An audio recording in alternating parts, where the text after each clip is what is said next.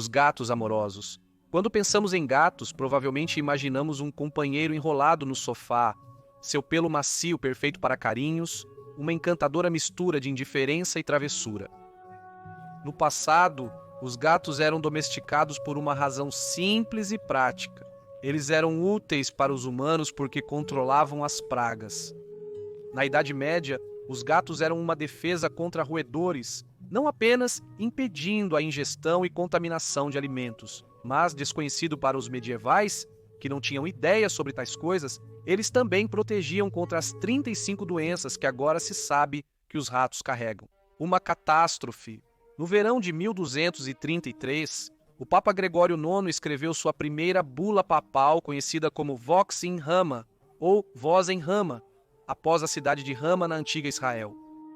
A carta foi enviada a muitos homens influentes em toda a Europa, incluindo o Sacro Imperador Romano Frederico II, o rei Henrique VII da Alemanha, o arcebispo Siegfried III de Mainz e seus clérigos, na esperança de que eles ajudassem o Papa a erradicar os cultos satânicos que se dizia serem prevalentes em Stedingen, Alemanha.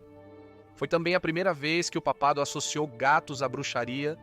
A carta visava hereges que supostamente formaram cultos satânicos.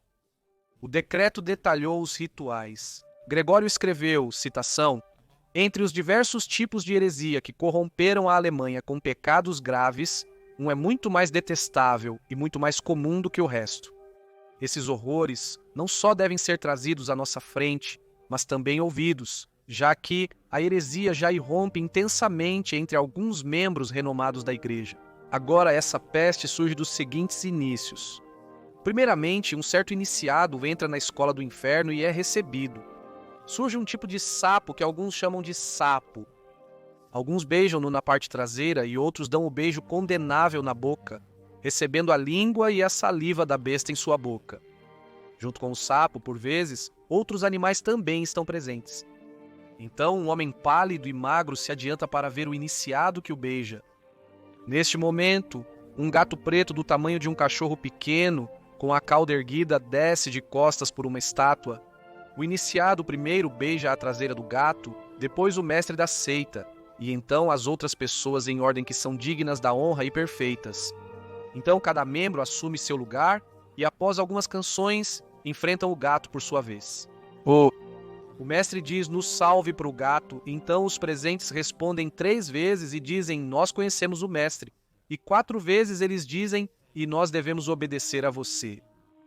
Quando isso é feito, eles extinguem o castelo e procedem para realizar os atos mais sórdidos. Depois disso, ele diz citação. Um homem surge de um canto obscuro da reunião. Eles dizem que a parte superior do corpo dele brilha com raios, pois ele é Lúcifer, e a parte inferior é peluda como um gato. Apesar do Papa Gregório pedir a repressão ao culto ao diabo que supostamente florescia em Stedingen, ele não pediu que todos os cristãos começassem a matar gatos. Porém, sua descrição de rituais depravados com gatos afetou a longo prazo a visão da sociedade europeia sobre esses animais. Ele não era mais o amigável caçador de roedores, mas um agente do diabo. E na ultracatólica Idade Média nada poderia ser pior. Medroso. Gato. A demonização de gatos persistiu por séculos e o Papa Gregório não foi o último a difamar o inocente animal. Em 1486, Heinrich Kramer, que o historiador Malcolm Gaskell descreveu como um psicopata supersticioso, publicou o profundamente misógino Malleus Maleficarum, ou Martelo das Bruxas, um tratado alegando ser sobre bruxaria. Apesar da condenação dos principais teólogos, Kramer, um clérigo, conseguiu passar suas visões como se fossem da Igreja Católica. Segundo Kramer, o diabo dava ajudantes demoníacos às bruxas. Esses familiares poderiam assumir a forma de um animal que sempre trabalha com a bruxa em tudo. Durante o interrogatório, Kramer afirmou que várias bruxas chamavam seus familiares de amigos. O Papa Inocêncio VIII confiou em Kramer e o nomeou inquisidor para erradicar a heresia. Em 1484, o Papa publicou uma bula papal reconhecendo a existência de bruxas e autorizando a Inquisição a indiciá-las, junto com feiticeiros.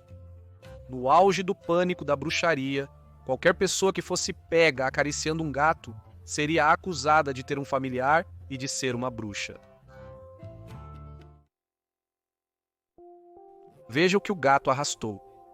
A visão da igreja sobre as mulheres como puras e virginais ou como tentadoras malignas não ajudou muitas mulheres medievais quando se tratava de acusações de bruxaria.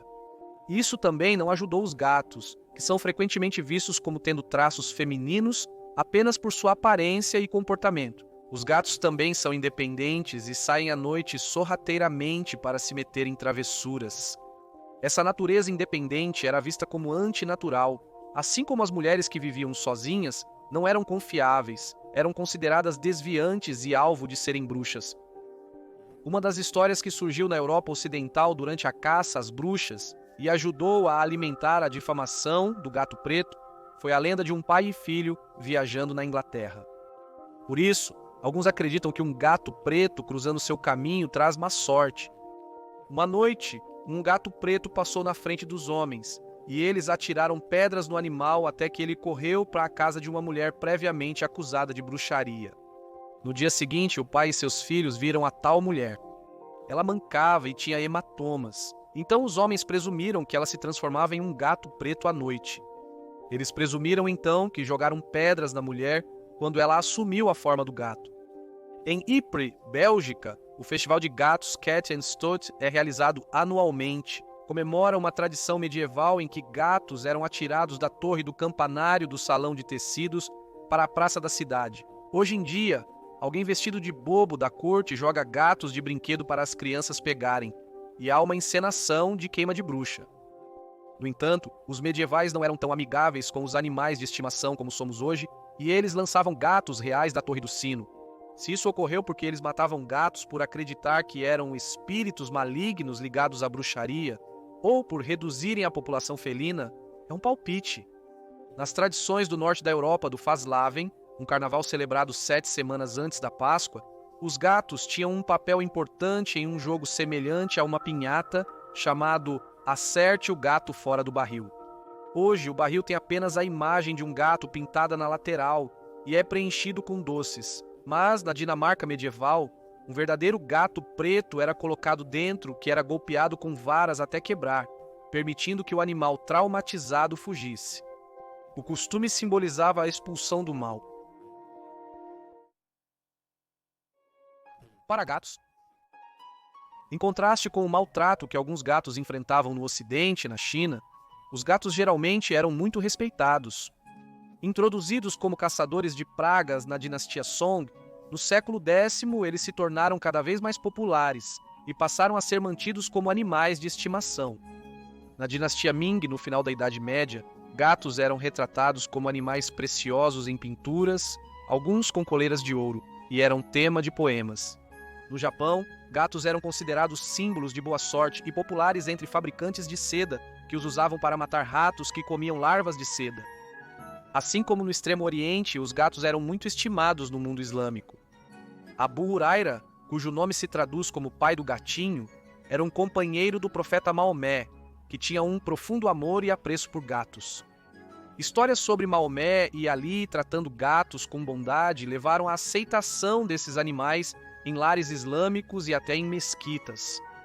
Na Europa medieval, antes dos problemas relacionados aos gatos, eles eram aceitos e bem cuidados em lares e espaços religiosos. Eles aparecem em muitos manuscritos como iluminações e rabiscos nas margens de livros de horas. Um manuscrito cita um gato chamado Might, que vivia no mosteiro de Bolo, Inglaterra, no século XIII. Nas contas do Manor Cookson, em Oxfordshire, queijo foi comprado especialmente para um gato, indicando que ele era bem tratado. No início do próximo século, Isabel da Baviera, rainha da França, comprou um tecido verde brilhante para que uma capa especial pudesse ser feita para o seu gato. Um guia para anacoretas que se isolavam da sociedade para viver uma vida de comunhão solitária com Deus, nos diz que elas só podiam ter um animal de companhia, o gato.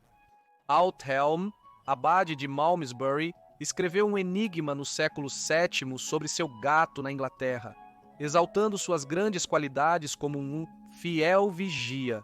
que silenciosamente arma armadilhas como obstáculos fatais para ladrões invisíveis que devastam o grão acumulado. Uma das mais famosas elegias a um gato foi o poema do século IX Panga Ban, escrito por um monge irlandês exilado na Alemanha. Panga Branco era o nome do gato, e o monge sem nome, muito apegado ao seu animal de estimação, se referia a Panga como um herói, perfeito em sua profissão de caçador de ratos. As homenagens literárias indicam que os monges tinham um forte vínculo emocional com seus gatos, que não só prestavam um serviço necessário, mas também alegravam e faziam companhia a seus mestres. Gato preto. Durante a Idade Média, os gatos eram apreciados não apenas como habilidosos caçadores de vermes, mas também como companheiros, seja em um ambiente doméstico ou no claustro. Alega-se que o Vox in Rama levou ao extermínio em massa de gatos, aumentando a população de roedores e ajudando a disseminar a peste negra pela Europa no século XIV. As pulgas infectadas pela bactéria que causou a pandemia viviam em ratos que carregavam a peste. Os gatos, que controlariam a população de ratos, eram altamente suscetíveis à doença, o que explicaria a diminuição na população felina naquele período. Então, talvez as pessoas tenham começado a matar gatos porque também eram considerados disseminadores da peste. Infelizmente, o verdadeiro legado do Vox in Rama é que, embora muitas ideias da Idade Média agora sejam consideradas ignorantes ou superstições sem sentido, o gato preto ainda é visto com alguma suspeita em muitas partes do mundo. Infelizmente, existem teorias de que a razão pela qual os gatos pretos não são tão populares hoje também se deve ao fato de eles não aparecerem tão bem nas fotografias. Por isso disse que os abrigos de animais muitas vezes têm dificuldade em se livrar de gatos pretos. Se você está pensando em adotar um gato, faça sua parte e adote um preto. Agradecemos por assistir a este episódio de Loucura Medieval. Por favor, inscreva-se se você está gostando desses vídeos e te vejo na próxima semana para mais um. Até lá, desejo a todos uma ótima semana. Saúde!